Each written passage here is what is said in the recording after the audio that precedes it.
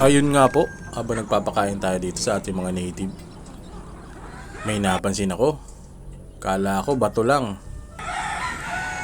At eto nga, kukunin ko.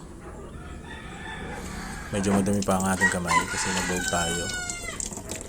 Yun nga po, hinugasan ko. At tiningnan ko. Itlog pala. Ang liit, mas maliit pa sa pugo. At ikumpara natin dito sa malaking nakuha ko kahapon. Yun kabang ang itlog. Isang maliit, isang malaki. Si David at Gulayat.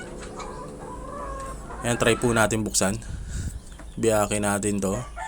Unahin natin ng maliit. Kung may laman ba ang itlog na maliit. At meron din. Ang laman ng itlog ay yung kaputian lang. Wala siyang dilaw. Pero may laman. Try naman natin yung itong malaki. Try natin to.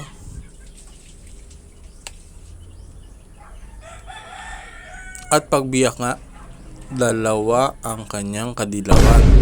Pero yung iba tawag dyan kapulahan. Kitang kita, dilaw naman. So yun lang. Salamat.